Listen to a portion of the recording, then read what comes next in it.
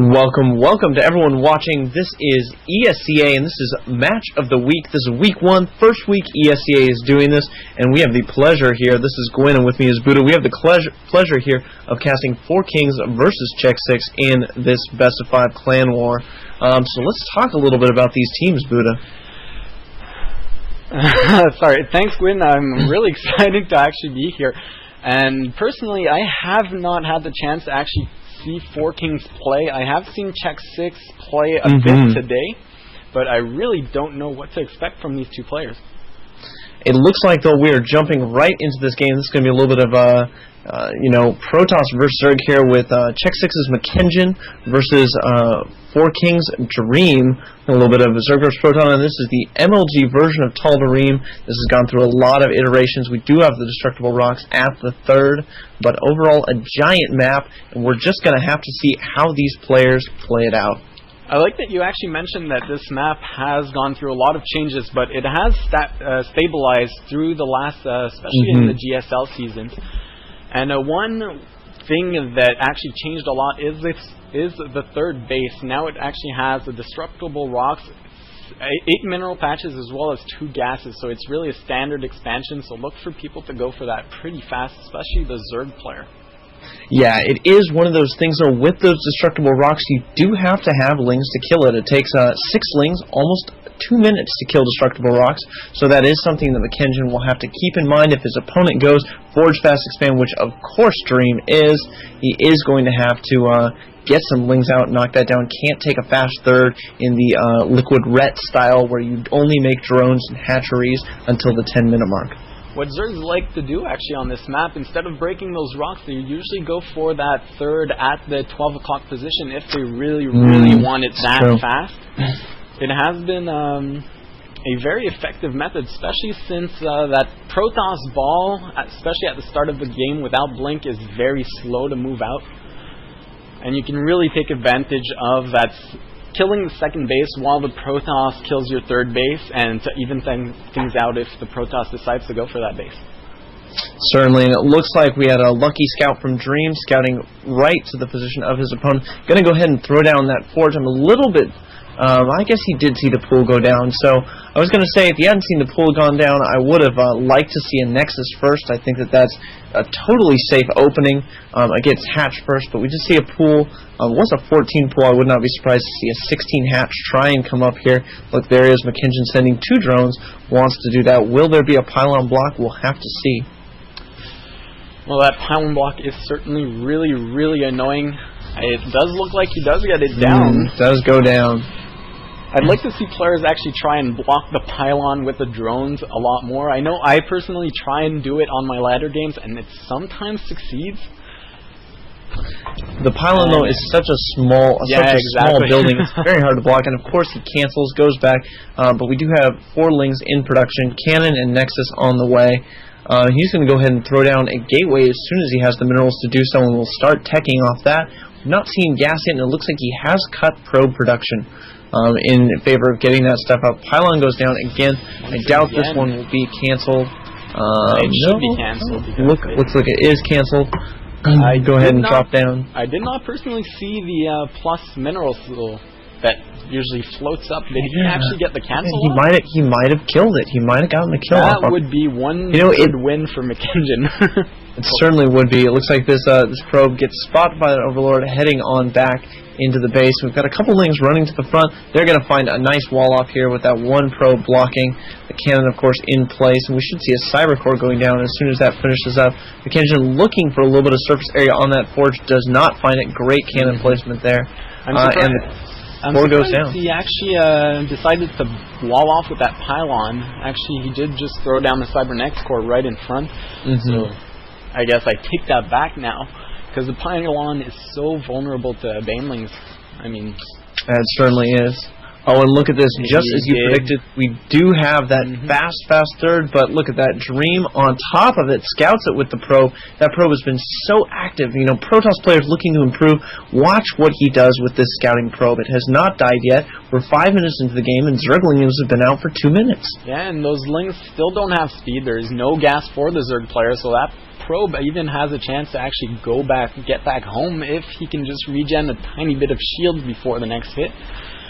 And I actually wonder if Dream is going to do anything about this third hatch. We could see a 2-base all-in with, say, 9 warp gates. That would be very effective against this third base because of his big wall-off at his natural. I mean, a counter-attack would be kind of impossible.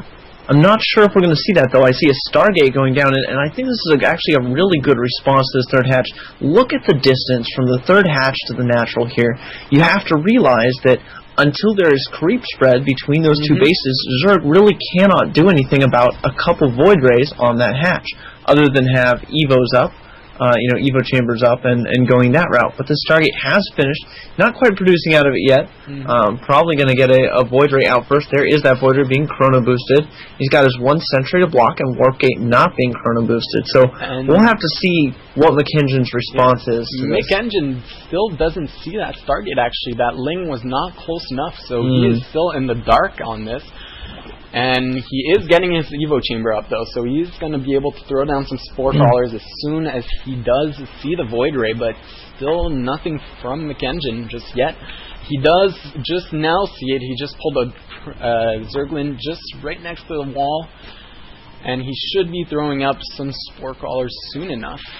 He will need at least 1, if not 2, at that separated third there with that Queen.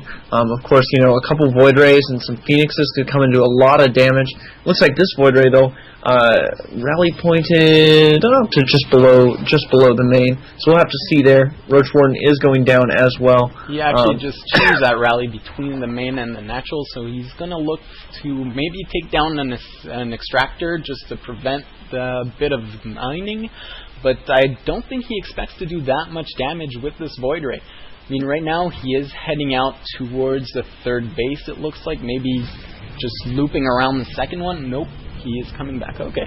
Does have both his Void Rays. We do see that there are 3 Queens in the main. For McKengen, a great way of dealing with this. But this third base, this quick third, is pretty far out of the way. It's only got that 1 Spore Crawler there and the 1 Queen, and we don't see any additional follow-up on the air side. Looks like we've got +1 researching and a huge gateway push. That is 1, 2, 3, 4, 5, 6, 7, 8 gates. 8 gates. +1 is nearing completion, so he is going to move out towards that third base, I expect. There is still no probe out on the field. He is just moving with his army, so look for that proxy pylon to go down. There it is, and he is probably just going to move out to the third base. But hold on, if he can snipe this Roach Warren, this would be absolutely huge, because he would no longer be able to create roaches to deal with this attack. And it looks like he is going to, a little bit of miscontrol from McKenzie, he is going to get the Queens. And that third Queen was actually idle that whole time, not focusing down the Void Ray. And the Void Rays are going to get warded back. One only has 7 HP, and it does survive, but now the huge push is actually coming in. And this I am not sure if McKenzie is going to be able to hold this. This is a ton of aggression. He just made a few too many drones, I feel. Will he be able to hold this? I'm not sure. He but actually went straight for the heart of the Zerg, not even bothering with that third expansion. And the Void Ray is coming, and there is absolutely no anti-air at this point. Just that single Queen that just now popped out. It just got taken down. I think this will be GG. Yeah, I mean, those +1 Zealots are just so efficient against Zerglings. And, giving a +1 to the Stalkers and the Sentries does not hurt either. But look at this. He is pushing back with all these drones and a ton of roaches, but more Zealots coming in, warped in from the low ground on the high ground. Will not be able to do that in Heart of the Swarm, but you still can. Even if he somehow manages to push this back, I mean, he's so far behind at this point. It is now 24 workers killed. And I'm surprised he didn't GG yet. You have to admire his relentlessness. Tenacity. Certainly. He is producing Hydralisk now, and Hydralisk great against gateway units, but I do not think it's going to matter. That Queen tanked as much as it could, he but it was really to does no not avail. Want to give up at this point. Still only 6 Stalkers and the 2 Void Rays, but those 2 Void Rays alone can do so much damage at this point. I will say though, I mean, at this point, you do have to realize that Dream is very all-in, sitting on 2 bases. He cut probe production for a very, very long time, isn't on 4 gas yet. And that is why he is so Zealot heavy, and of course Zealots you can micro against pretty well. We have Hydras out on the field now, and they are on creep. And what is really surprising at this point, it is still 62 supply to 58. So actually, supply-wise, McKenzie is still ahead. He is still ahead. It is, this Roach Warren, if that goes down, though, as it's about to right now, and it does go down, that is an absolute huge blow, because now his only buffer between Hydras is going to be Lings, and they're not going to last long against those. Not against those plus 1 Zealots.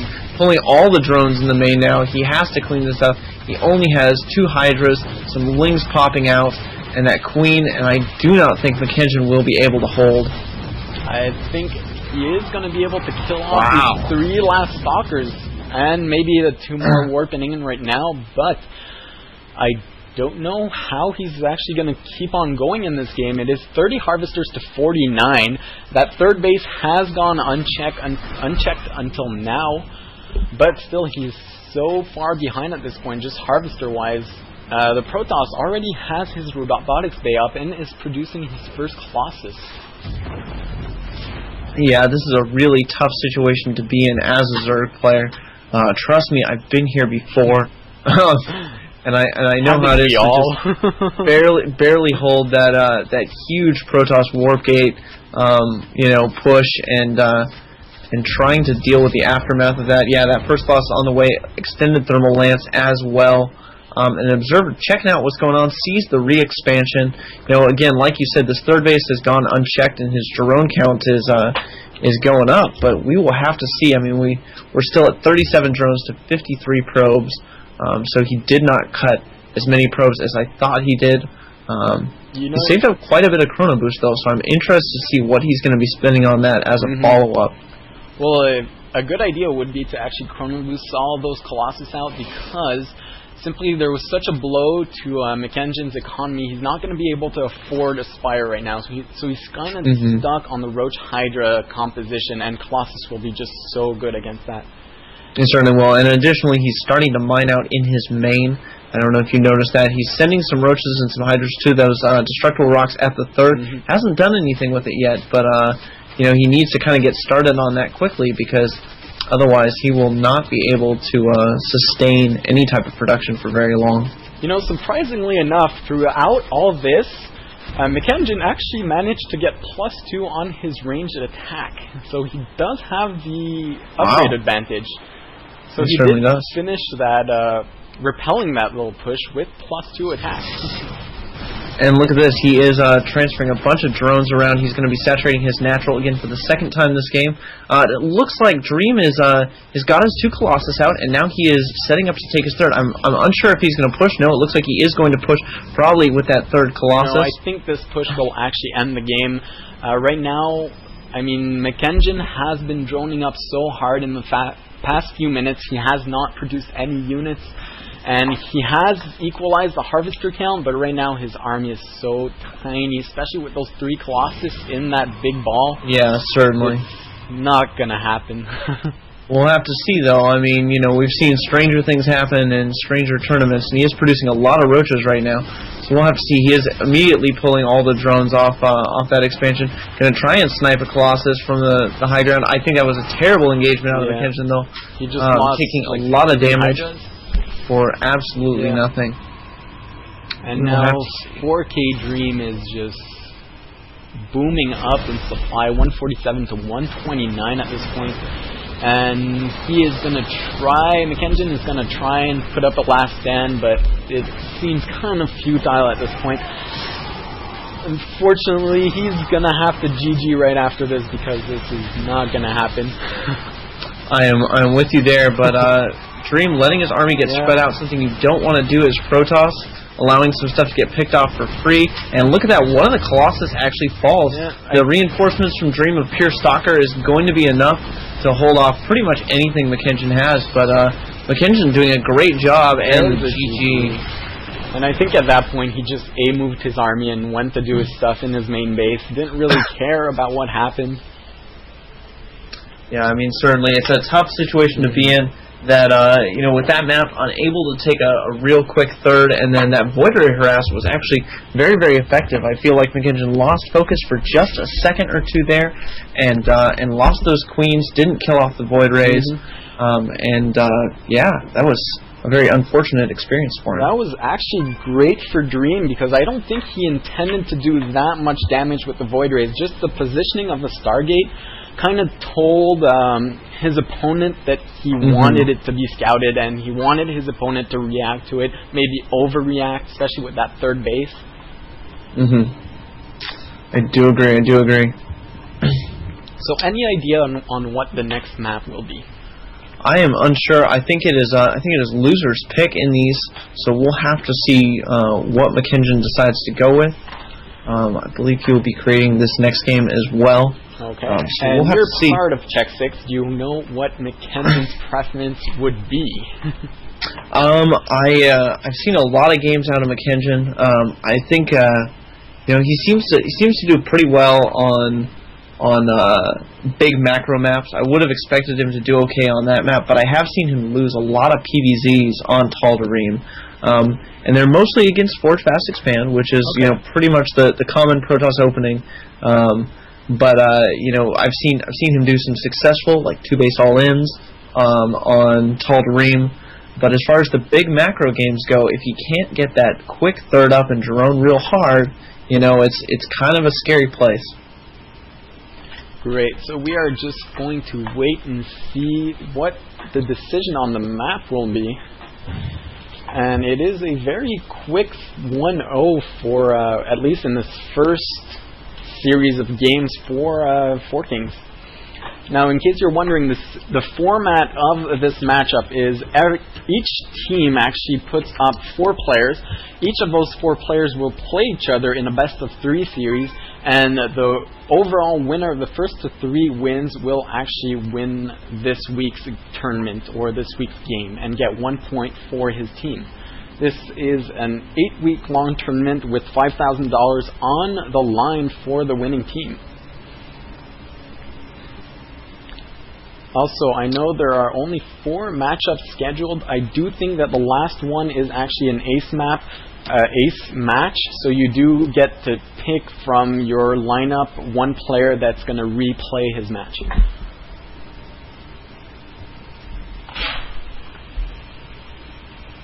Okay. We will have to see what he picks. Looks like McKinnon is looking through the map pool right now. Gonna pick what map he wants to go with. 4K Dreams showing some good Protoss play there.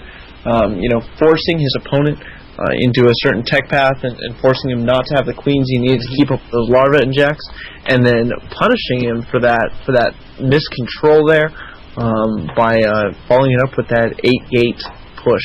Yeah, I do love the 8-gate push, because no matter where he chose to attack, it kind of was too strong for McKinnon to do anything about it. On 3 bases spread out like that, you just plot your army in the center, and wherever McKinnon decides to put defense, well, you just attack on the other way. So it's a bad decision no matter where you put defense at. So you really can't use those spine crawlers as you would in a normal, if that third base was really closer to your second.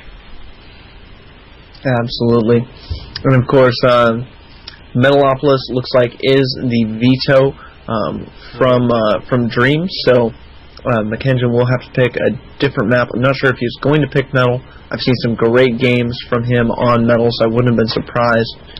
I would have loved Metalopolis. I love that map.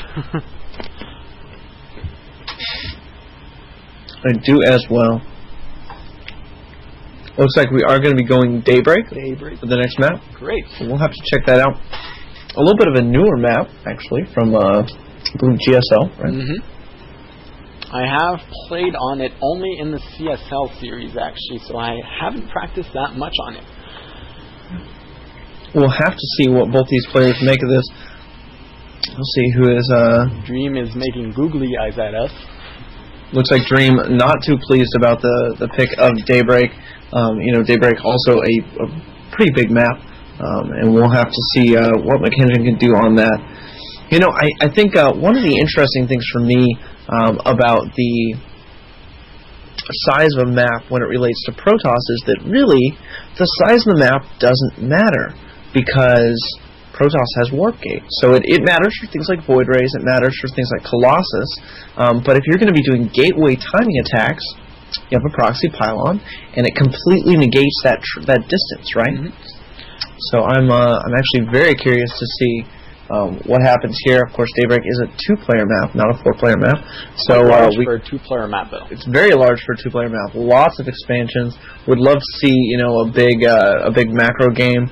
But I don't know. I mean, when you're up 1-0 in Dream's position, maybe a little bit of cheese is a good idea. Or if you're down 1-0 in McKenna's position, a little bit of cheese as well. We saw a little bit of a macro game there. A semi all in there with that 8-gate after the Void Ray.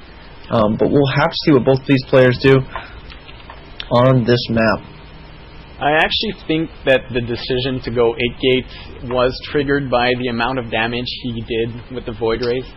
I mean, killing 3 cubes like that is just a trigger saying, okay, now I can finish it off if I just push with everything I got. I do agree with that sentiment. It looks like, though, both players up at 9 supply right now. We do have, as the red Protoss in the upper right-hand corner, 4Kings Dream, and as the, I guess this is Teal Zerg? Teal Zerg in the lower left-hand corner, we have xSix's McKenzie. Pylon on the high ground, not going to be seeing a Forge Fast expand. This is a much wider open expansion, although I have seen some Protosses in the GSL go for it anyway. And we will have to see what both these players do. You know what? I would love to see a cheese against a cheese, like a two base roach bust against something like a 6-gate with a Void Ray in it. That would be awesome.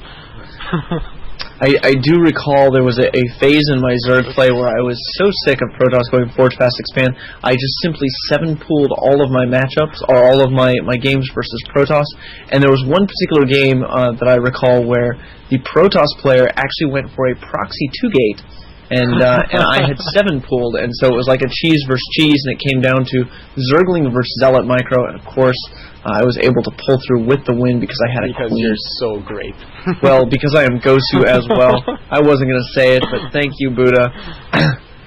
Jumping in, we do see the gateway and a gas going down. Looks like pretty normal timings for both those. Mm-hmm. We're going to have to see what he follows up. Ooh, look at this. The second pylon going down at the corner of the base. Now, this could be an indication of maybe trying to hide some tech later. But it's, of course, when McKenzie gets in here and tries to scout, you always have to try and find those first 3 pylons, because that, of course, is where the tech buildings are going to be. And that is where you're actually going to send your overlords later on. Absolutely. But it looks like McKenzie has not gotten the scout in there, throwing down gas and then pool, but then it looks like he has not used his gas yet. I'm not sure if that is a mistake or if that's... Oh, sorry, he got Zergling speed and then he has stopped. Precisely. Getting those links just out. So fast you didn't see it happen.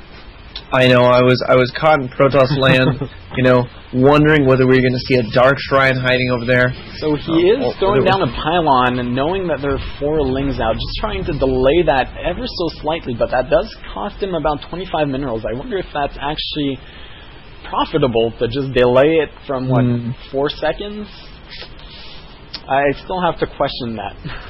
Yeah, we'll have to see it and look at this. He is pulling that drone around. He can make that loop-de-loo and come right back into the natural, so he will be able to get up into the main without those lings there. McKenzie, of course, it's like, hey, I've got a queen though, I'm going to check that out. But we're not going to get a lot of scouting here with these lings because there's a Zealot at the front. You're going to see Cybercore getting chronoed, but we still have this pylon hanging out at the edge of the base, and I'm really wondering what we're going to see go down there. These 2 players have shown nothing to each other just yet. Everything seems so normal as a game can get, at least as EVP. And the second queen is now out, so he's going to start spreading that creep and then start heading that queen towards the second base for that larva inject, and that probe is actually being intercepted by all those lings. Probe has finally been intercepted. It looks like we have just 2 more gates going down. We still have a lot of gas stockpiled, but looks like this might just be a sentry expand. Hey, look at that. The pylon on the low ground. And knocking down that supply depot there, a neutral supply depot. Some Terran was on this map a while ago. He had a base here. It got destroyed, or he just lifted it off and he left his supply depot. Think about the poor farmers in that supply depot. Yeah, they starved to death. Now only their skeletons remain underground. Underground, and now it's been destroyed. That's got to be depressing. You know what I always wondered? Where does that hole go? When you kill a burrowed supply depot, there should be huge hole there for at least like a minute. That would be cool. Oh, look at this. I actually really like this out of Dream. He's thrown down his Nexus, and then he throws down a 4th gateway. So Mackenzie, who knows there's a gateway at the front, scouting in with his Overlord, is going to see these gates. He hasn't seen the expansion yet, to my knowledge. And he might assume a 4-gate, overmake defenses, and lose because of it. We will have to see, though. You just said it. He is throwing down 2 more spine crawlers right away, as well as a spore crawler, because he did not get to scout that early. He had to throw down the spore crawler just to be safe in case DTs were coming. And now his defenses are going to be 3 spine crawlers and a couple of lings still across the map. Did he actually scout that expansion? If he sees the expansion, and he sees the expansion, would not be surprised to see those crawlers get canceled. Will he cancel? I think he actually might just keep them. No, he's going to let those finish. They will be useful later, though. I mean, spine crawlers actually are amazing in this game. Especially with that early creep spread, he is going to be able to push that out pretty much wherever he wants it until maybe the mid-map or the first watchtower. Absolutely, it's a great idea to just go ahead and move out to the 3rd base with those. Once he gets those up, take a very fast 3rd on this map. You do have 2 entrances into your 3rd, or I guess 1 entrance into your main plus natural, and 1 entrance into the 3rd. So you do have to guard a couple places, but we'll see. And look a little bit of hallucinated Phoenix running out. This is one of those things that Protoss started doing, I would say, about 5 months ago. And I think every Protoss, once it happened, was realizing or was thinking to themselves, why didn't we do this earlier? This gives you absolutely free scouting, so much scouting. And look, one of them want to invest in a robo. Exactly. And it's not like Zerg can have Dark Templars in your base, so you really don't need that robo for the detection. At least not this early in the game. Especially when you have a photon cannon right up to your natural like that. You mean you can't really sneak burrowed roaches anyway. Exactly. And Baneling burrow move isn't in the game yet. Oh, that will be fun. It is hive tech though. It is hive tech. We will have to see what happens with that. Yeah, it's a hive tech upgrade. Yeah. So is Hydra speed, so Hydra still won't ever be used, but that's okay. I really thought they were both going to be lair tech. No, they're both hive tech, yeah. Looks like we do have an infestation pit about to finish as well, so the 3rd base about halfway done for Mackenzie. So we'll have to see, the direction he goes with this. He did research +1 missile attacks, so he is going to stick with at least roaches with those infestors, not going to go infestor ling. It looks like, it looks like Dream does not know about this 3rd and does actually not know about this the infestation pit, so he could be in for a little bit of a surprise. I just checked both those out. He is actually researching Blink right now, and that is actually pretty much what you do against Blink. You get infestors with fungal growth. Yeah, and roaches, are a great composition. Looks like he's getting burrow move and burrow as well for his roaches, and missile attack level 3. Droning up a fair amount as well. He's starting to saturate that 3rd base. I'm a little bit concerned for Mackenzie, though. He really does not have a lot of forces on the field, and I know that infestors are good, but they're not as good as they used to be. And so we'll have to see. It looks like Dream moving out to where his 3rd is. Going to go ahead and check for any overloads. Nope, doesn't see it. Kenshin does spot this movement, though, so he does know that Dream actually is wanting or is considering getting a 3rd base right now. And he's going to go ahead and check with these roaches. Look how fast speed roaches are. I'm always amazed by that. But, of course, no, there isn't anything there. Going to go ahead and... Oh, look at that. I love this. Throwing a roach. Absolutely love play like that. Forcing your opponent to get detection is always a good thing. And he's starting to get some infestors out on the field, which is essential because you want to gather up that energy. I like that Dream is actually still being very active with those hallucinated phoenixes. You usually see players forget about them once they get observers. I think one of the best benefits to having he finally has an observer out, but before an observer, one of the best benefits to having that hallucinated phoenix is that you can use the phoenix to blink to the high ground with your blink stalkers. Looks like we are having a move in, though. We do not know if he's going to go for the third. That pylon placement indicates that he could go for either the natural main or the third, but that's quite a few roaches and infestors out, so McKinnon should be able to hold this off just fine, I feel. And he is dangerously walking on the creep. He is not letting that creep recede. He is just standing right there in the middle of it, and that creep spread is actually pretty good by McKinnon. And there's certainly is, and there are some bungles going off. And those roaches actually not doing quite as much damage as I want, but another fungal on all the sentries. Sentry's going to go down. He needs to reinforce with more roaches. Some lings coming in as well, but some good blink micro. And wow, a blink on top of everything.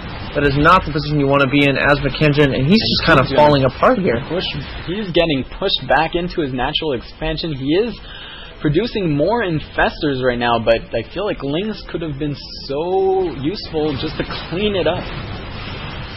And Dream is actually pushing out into the third base, not going to encounter too much resistance. I mean, that is just so many stalkers at this point. They do have +2. The roaches also have +2, but it just might be an overwhelming number of stalkers. It might be, but those spine crawlers that he made earlier are proving to be great here, helping defend. He still has one. It's in a little bit of a bad position, but he needs to not lose these infestors. He keeps losing them. He's got 16 lings and 8 roaches on the way, but will it be enough? I do not think so. There are just so many blink stalkers, and the micro is so good. Micro just proving to be what the downfall of McKinnon. I mean, all these stalkers are injured, all their shields depleted, but they're all alive, and that is the important part. You can see 2 infestors trying to bomb behind the stalkers. And he might actually be able to push this back, but at what cost? He actually lost 15 harvesters right there because he was forced to pull him out. He is still ahead in the harvester count, though, by only 2. Yeah, I mean, McKinnon is actually up on supply as well. So if he's going to be able to pull it out, this would be the time to do it. Up on the harvester count and up on supply, although his supply lead is only 20 now. It certainly dropped a lot. And really, Dream is relentless with this attack. He's going to keep reinforcing until he is wiped out clean. Until McKinnon can't actually just shut it down straight up, I think that Dream is just going to keep pushing with these blink stalkers. I certainly agree, but look at this, McKinnon getting a little bit of target fire on some of those, doing a good job. But I think he is going to lose this third hatch. I do not see a good way for him to hold this, but still tons of lings, tons of roaches in production. Pulling back to that pylon, though, is Dream, and this aggression, like you said, completely relentless. He's mixed in a zealot now, or a couple zealots now, to deal with some of those lings, and that's a lot of damage. He needs to unburrow those roaches, and here we go. He finally has a force that maybe will be able to take this well. Targeting down those zealots, we got some infested Terran popping up. This is such a close engagement right now. These infested Terrans are actually taking a few shots, and that might prove to be what it took to just push this back. If he can actually target down that pylon, maybe he can stop. But the zealots come on in, and of course you have to micro against zealots. So I think he might. This is just back and forth, back and forth again and again and again. The infestors are still burrowed underground. A bit of lag there. I don't know if that was just me. I'm unsure what that was, but we are back in the game going. And again, a round of zealots being warped in and a blink forward. Look at this little bit of a multi-pronged attack there from McKinnon, able to take out a stalker. to go ahead and burrow those roaches. McKenzie is starting to be really starved, not only on larva, but on minerals and gas. I mean, his main is not mining anymore. Meanwhile, Dream's main is still mining just a tiny bit. So although he did push this back, he is really hurting right now. But Dream kind of really put everything he had in that attack. He really wanted to make it happen, and now he is actually down on supply quite a bit. He is down on supply. It is going to be hard for him to push up, McKenzie to push up this ramp, but McKenzie has got solid upgrades. We have an Immortal coming out that he can burrow to heal his roaches. And most importantly, he has his third base right now. Absolutely. He has that third up. He's able to mine for it. His main, like you said, basically mined out. Same story here for Dream, except that, Dream only has 2 bases. I don't know if McKenzie should be pushing into the big wall here. I think he should just try and starve Dream to death. Because unless Dream gets a third base, he is eventually going to run out. Yeah, he certainly will. Looks like a little bit of engagement, wasting a couple force fields there. A good fungal goes down, catching a lot of those zealots and sentries. Will he be able to take down that Immortal, though? It looks like it. Immortal is going to fall. We've got some infested Terrans as well. And it looks like McKenzie might be able to just power through this.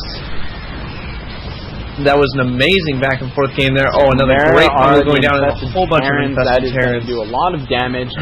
And really, what a comeback by McKenzie at that third base. I really thought he was so close to dying right there. And there you go. There's a GG, and we are going into Game 3 right after this. Absolutely, and I am so excited to see what Game 3 holds for us. That was an amazing hold there out of McKenzie. You are 100% right. Getting that third base up, and he just made just the right amount of units at the right time to hold it. That was some great timing on the roaches and on the infestors especially. And now we're just going to see what Dream vetoes. And we will have to see what he decides to not choose. I'm sorry, does McKenzie gets McKenzie vetoes and Dream chooses.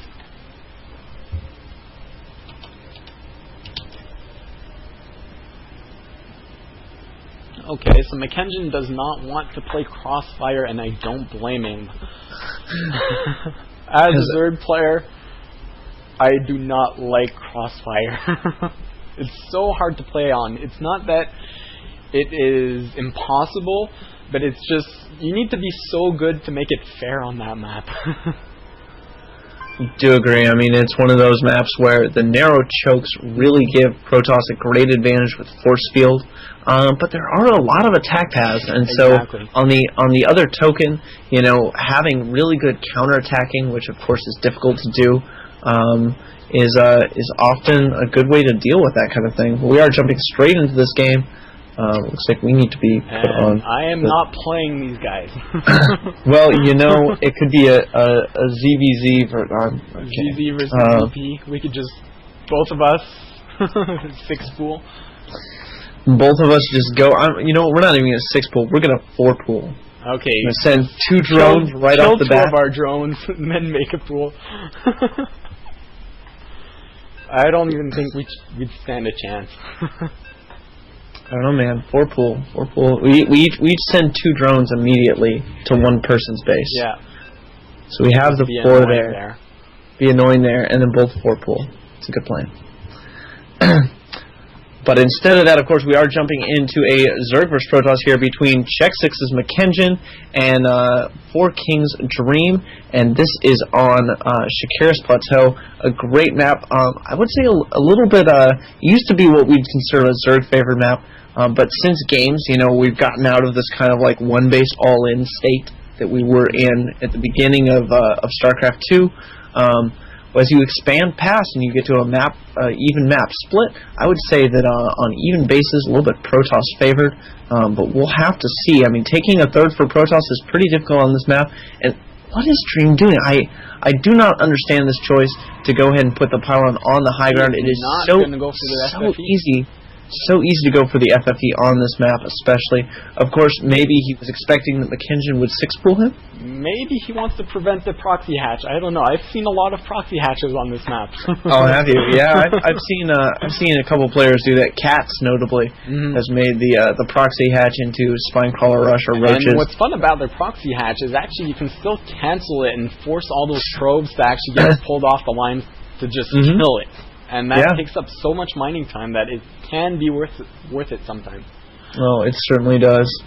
And I actually liked what you said about the split map situations, and this map particularly in the last few months of the game, is that when the Terran or the Protoss actually controls that center position between the two Xel'Naga towers, it is almost impossible for the Zerg player to break through it. It's a lot more powerful with Terran, but the Protoss can actually get into that position as well.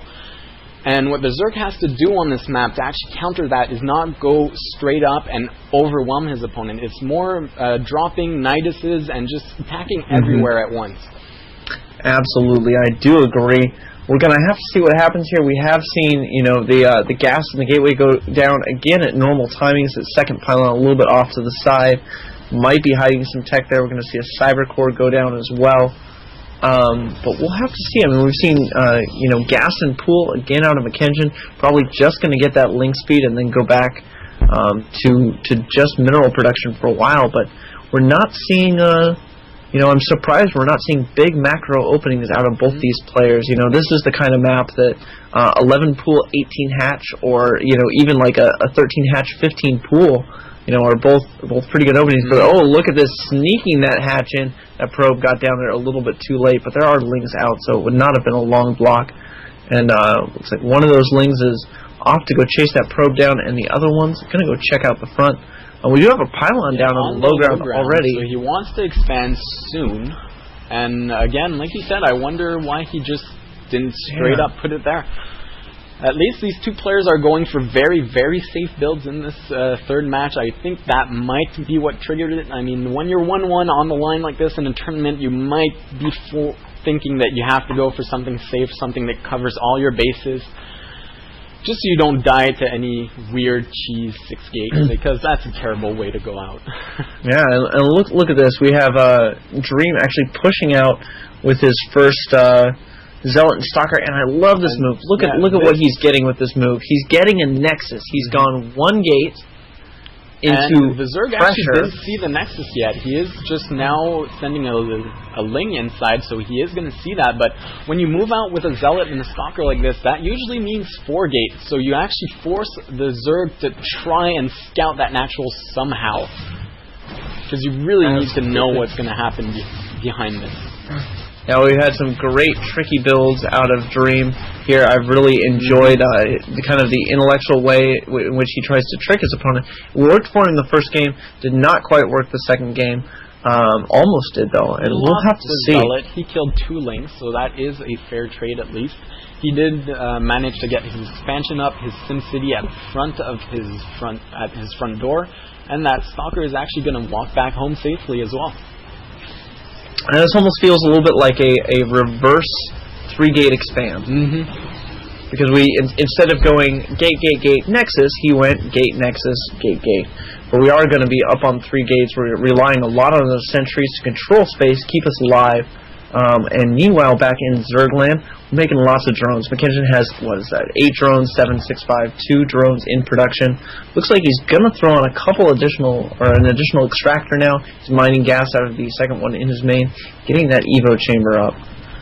And that Evo chamber is actually going to tell us once he starts upgrading if he wants to stick with that usual Roach force that he went in the last 2 games, or just something more Ling heavy to counterattack with. Certainly. I mean, this map, though, not the best map for doing those big counterattacks. I mean, if you look at the narrow choke, Protoss here can throw down 2 force fields, that they warp in from sentries, pretty much shut that off. It's kind of a tough situation to do those counterattack styles. I would not be surprised to see McKinnon try and take a 3rd really soon. He is throwing down 2 Spine Crawlers as well as a Roach Warren and his Lair Tech. And starting to spread his creep. He has connected the main and the expansion together now, and that creep tumor is just building, gonna start spreading towards the 3rd base. Look at this. We actually have, what is this, 5 gateways up right now? 5 gates? Looks like 5 gates. 5 gates, and he's going to go ahead and move out a little bit. And this is actually an unusual timing to have a move out off 5 gates. So McKenzie could get caught with his pants down here, and it looks like those that 2 might be crawlers are going to be so useful right now. But look at this. 8 roaches on the way. McKenzie, you are so good at this game. Right on time. Right on time. He's got the roaches in production. Does not want to get force fielded down, but those spine crawlers, wow, that was amazing timing getting those up and getting these roaches in production. Looks like he's building